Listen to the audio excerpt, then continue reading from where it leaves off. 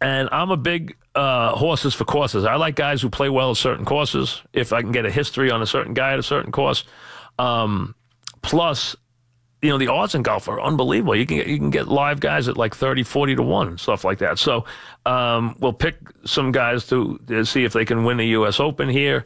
I know people are interested in Tiger. They're interested in Phil. I don't think either one of them is winning the U.S. Open. I'll tell you right now. I don't think either one is ready to win the U.S. Open. I don't know if Phil's ever going to win a major again. I don't know if Tiger might win one. I don't think this is it. I really don't. I just don't think they're ready to beat these kinds of field. I think it's a worst thing could have happened is that you don't want Dustin Johnson to shoot 19 under and win going away this week at the St. Jude that he did, because you don't want him hot, because Dustin Johnson hot he can obliterate a field. Absolutely. He can just take a field apart. If he's putting, forget it. I mean, he can just absolutely obliterate any field. He should already have won, an Open, which he didn't. But, he can also mess it up. We know that. Joe in Valley Stream. What's up, Joe? Hey, Mike. How you doing? Good. What's happening? I just want to talk a little about the Belmont Stakes. I'm a big racing fan. I was happy Justify won the Triple Crown. I think it's great for the sport of horse racing. Right. I just want to get your take on, I don't know if you saw the article in the Post. It's in today's Newsday about how Mike Rapoli. I saw what Mike said, yes. Okay. I did not think there was anything to it. I do not think the horse impeded anybody. And the jock on his other horse said that his horse hit the gate coming out, right, and did not have the ability to get up there and challenge him. Yes, I agree. But you see what he's trying to do is he wanted Noble Indy to go up and soften up Justify. Which is allowed. Right? Yep. But he didn't like if Baffert's horse... Well, no, what his contention is that Baffert's other horse is basically blocking for him and running interference and making anybody else come 3 wide, which would really be illegal, but he's not doing that. He's allowed to do that. He's allowed to go out there and sit in that path if he wants. You have a right to go up there 3 wide and go around them. That's right, but in other words, he wanted his horse to go up Correct. and soften up Justify. Correct. So Vino Rosso was trying to make a move. They didn't. But restoring hope. His point was restoring hope didn't go up there and take anything out of him. He sat chilly off slow fractions and just sat there. That was his point. Right, but I think that was just. Who knows how the horse could have just went out that way? It was that the jockey couldn't control him. You don't know. You can't make an accusation. Hey, that horse has. I totally agree. He wants to have an inquiry. Are you kidding me? No, you absolutely. Listen, you happen to be right. Hey, I like Mike. He's a good guy. I'm sure he was just frustrated when he said it. I'm sure he doesn't really think there was anything going on. The bottom line is, I understand what he's saying, and I don't like the idea.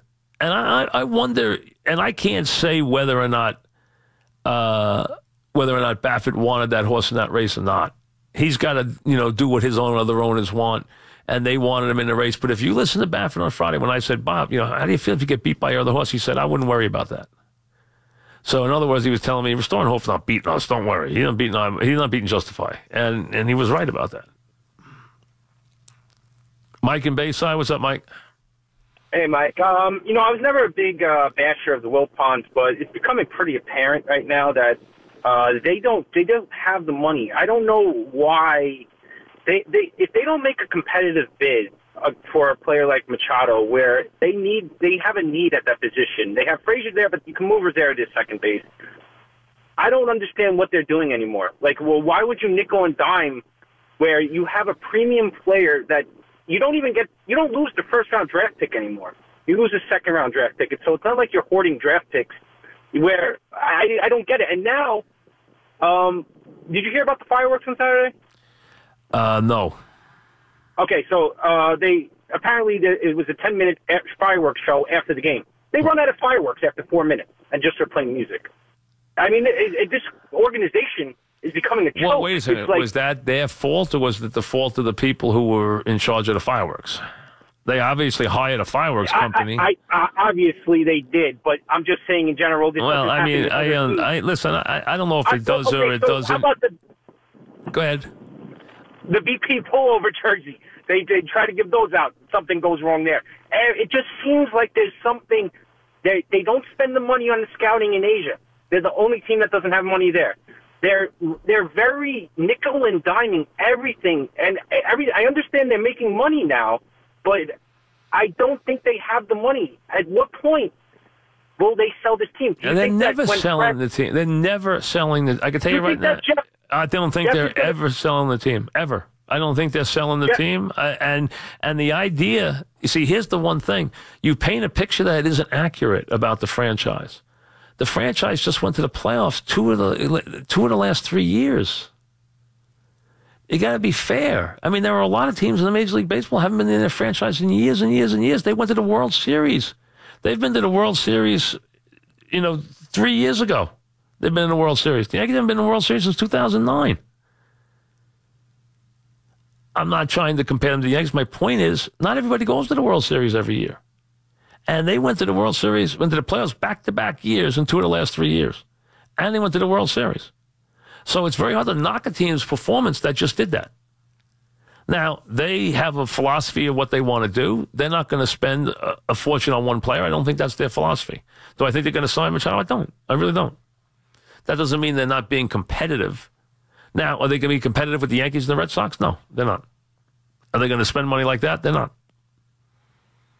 George in New Jersey. What's up, George?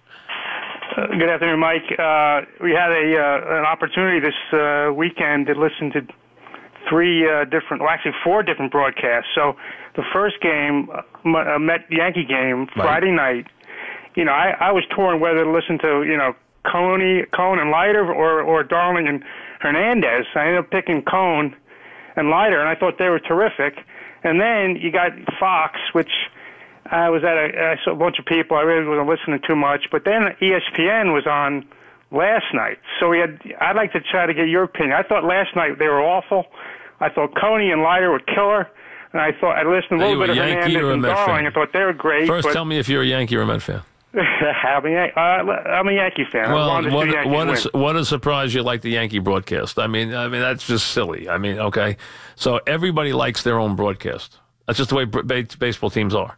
People like their home broadcast because they're used to it. Doesn't matter if they think it doesn't matter if it's good or bad. They like it. And very few people who hear the same broadcast every day don't like it. I mean, that's their broadcast.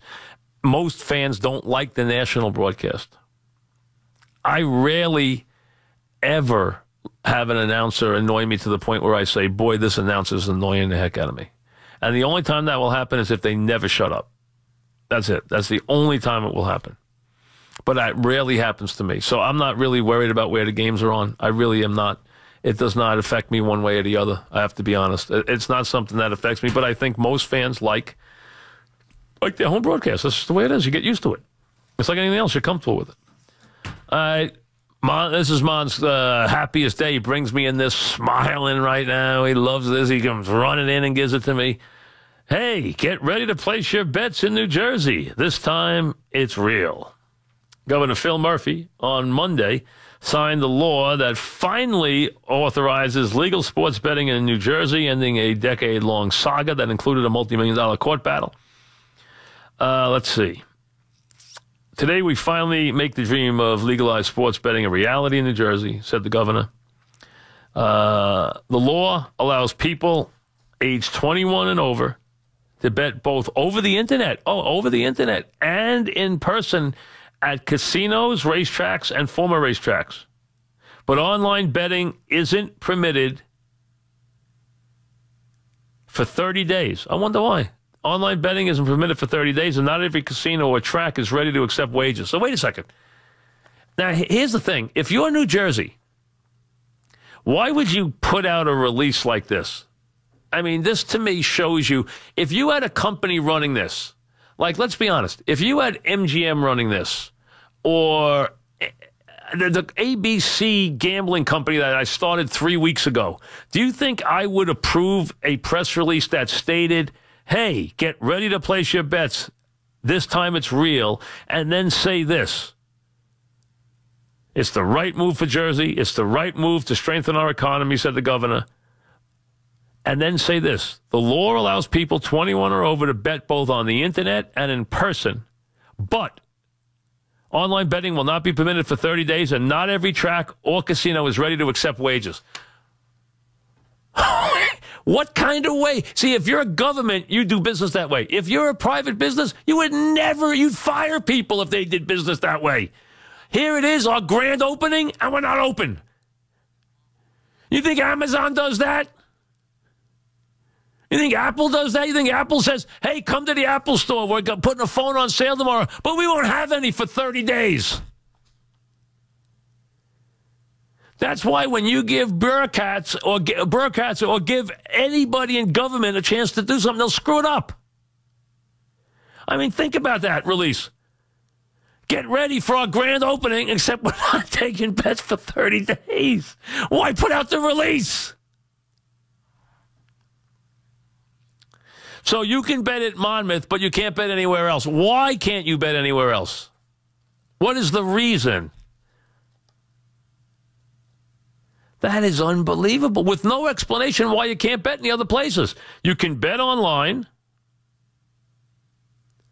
You can bet in person at Jersey's casinos, racetracks, and former racetracks, except, you know what? Online betting isn't permitted for 30 days, and not every casino or track is ready to accept wagers. I mean, come on. You got to do better than that. So, Mons, tell me this, since it doesn't say it, and you are the biggest backer of this. Where can you wager? Well, 10:30 on Thursday at Monmouth Park, but it seems like that's it for now. It doesn't even say in here where you can wager.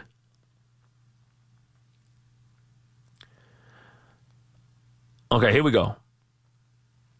Monmouth Racetrack in Oceanport is planning to become the first place to accept bets starting Thursday at 10:30 a.m. So that's the only place in the state? Doesn't say they're the only place, but is that true? They're the only place? Yeah, I think that's the only place for now. And they're going to take bets on college sports, which there isn't any. Right? They don't put a line on the World Series in college. I don't think. They never did. I don't know if they do now. They never did. Professional sports, which means baseball. And I gather you can bet on the World Cup, right? Can you bet on the World Cup? And you can bet on golf, too. You can bet on the U.S. Open, I would gather, right?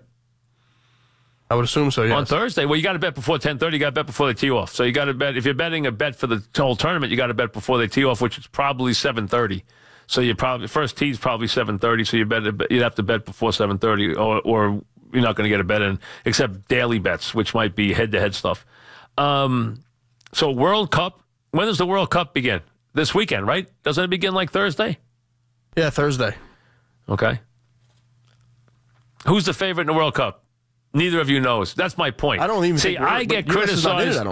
That's all I know is the United States is not in it. I didn't ask you that. I asked you who's the favorite. Now people will tell you this is the biggest sporting event in the world, right. And I'm here. Bob, who's the favorite in the World Cup?